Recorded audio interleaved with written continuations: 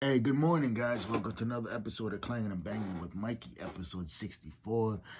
And today we're going to talk about self accountability.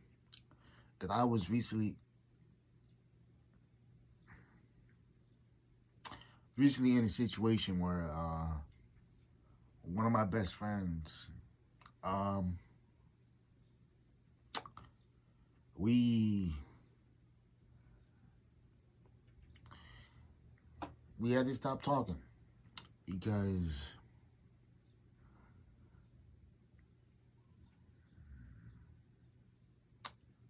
I fell in love with her. I'm in love with her. And for the longest time, we bonded over trauma because of everything that we went through, everything that she been through, everything I went through. We kind of bonded through trauma through that. And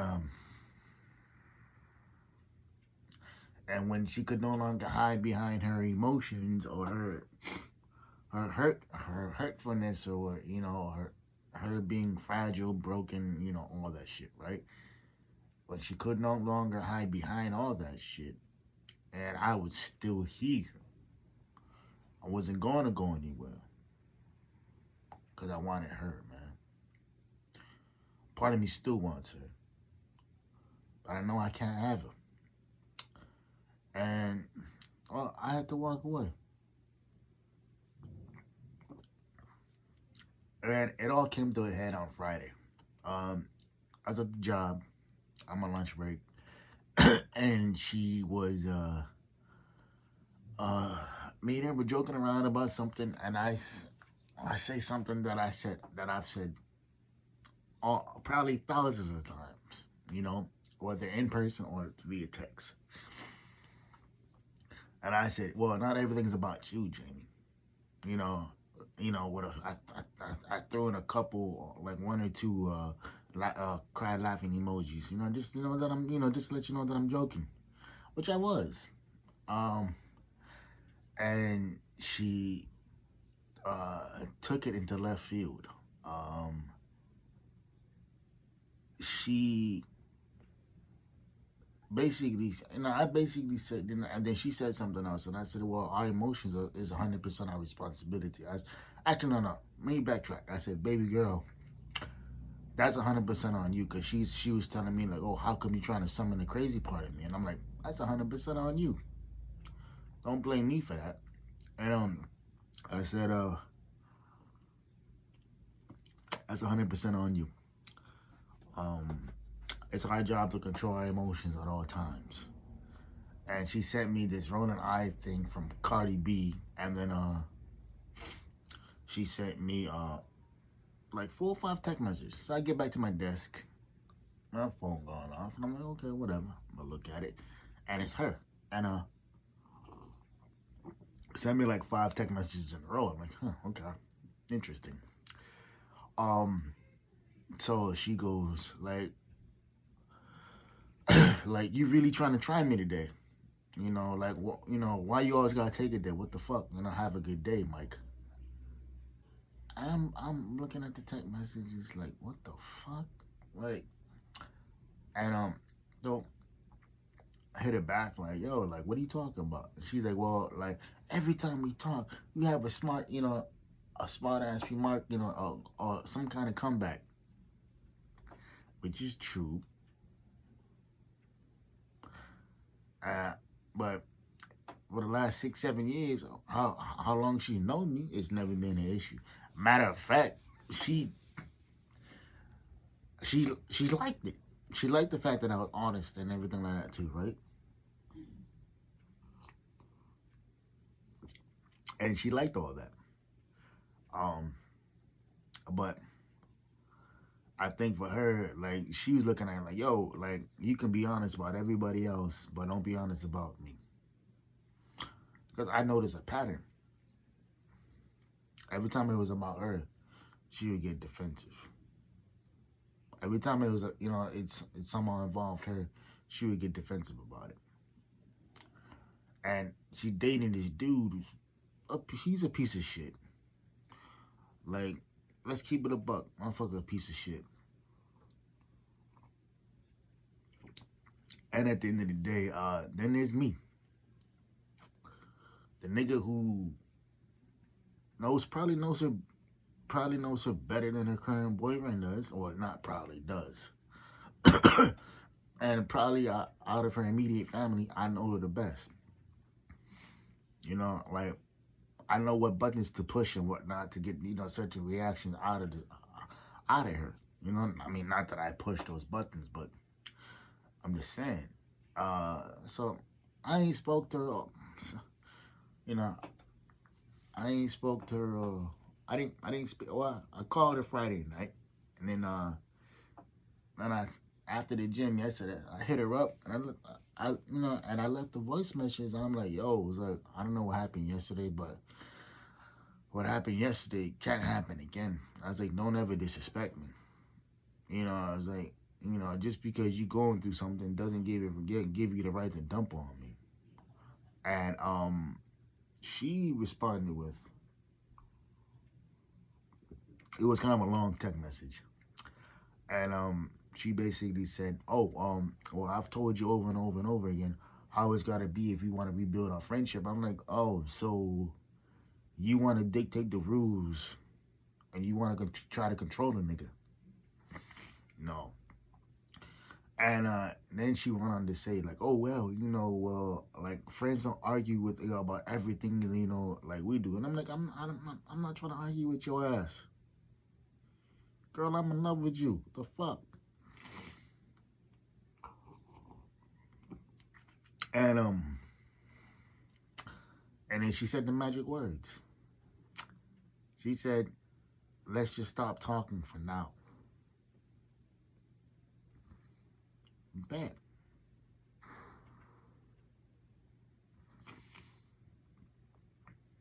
You don't want to talk to me? Fine, man. Like, you ain't gonna punish a nigga for not talking to him.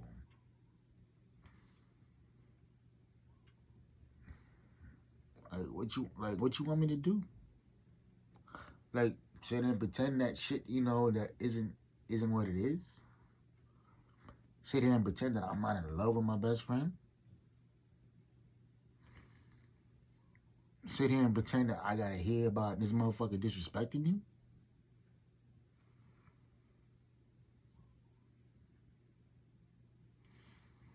Like, what? Like, what you want me to do? You know what I mean? It's like, I don't understand y'all females, man. It's like, y'all say you want a good dude, this and this and that. And when you and I'm not religious by any means, bro. But when God gives you a nigga that you asked for, y'all ain't ready for it. I don't understand that, man. I don't understand that. Yo, like, y'all be sitting there dating the same type of dudes and wonder why shit ain't different. Y'all sit here crying over these niggas. Talking about he ain't shit, this and this and that. Yeah, ma, cause,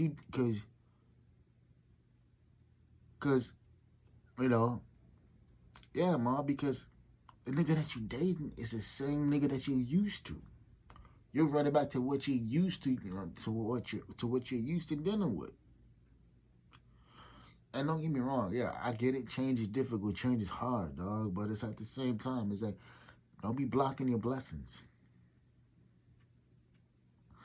And at the end of the day, man, yeah, it's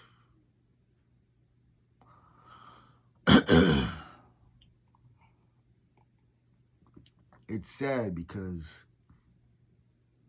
bro, I did a TikTok thing. I did a spoken word thing on TikTok, and I ended it with saying, I chose you Monday through Friday, all day Saturday, and twice on Sundays, and you never chose me at all. And it's true. Um, for the last 6, 7 years, I've seen her date dudes. I've seen her get married. I've seen her get engaged to dudes. I've seen her ignore all the red flags. And I think with her, bro, she was trying to change a nigga. And I'm like, yo, in the beginning, you love the fact that I was outspoken. You love the fact that I was honest. You love the fact that I called you out, right? But now when it comes to you and you fucking up, you can't deal with that, man. You know, self accountability is hard, dog. And even though I love this girl, and I do, with all my heart, I love me. You know, I love me more. And when she said that, I think we should take a, you know, well, let's just take a break for talking for now. I never gonna talk to her ever again. I'm not gonna block her on social media. I'm not gonna delete her phone number. I'm just not gonna call. I'm not gonna text. Because I remember I told her like a couple weeks ago, she asked me like, oh, so like what are you afraid of? And I told her like, what I'm afraid of is losing you again. And then she told me like, oh, that's, you know, that's sweet and sad at the same time. And then I was like, huh? And then she's like, yeah, like the fact that it happened once, you know, when it shouldn't have happened at all. You know, and she's like, we just gotta communicate better. That's all. And at the end of the day, man, I've come to the terms that I can't be friends with somebody who I'm in love with. I can't, man. And it's like, I can't sit here and pretend that we're more than what, you know, we're less than what we are. I can't do that. But I gotta protect myself too. So, what I'm about to say, I don't mean no disrespect about it, but, man, fuck you. Fuck you for keeping me around when you knew that you had no intentions of making it more than what it was. I always love you, but man, fuck you. I can't be friends with somebody who I'm in love with, man. It's like I tried it, man, and I can't. Because look at us. It's like I can go into detail about all the shit that, you know, all the blow-ups we had, all this shit, right?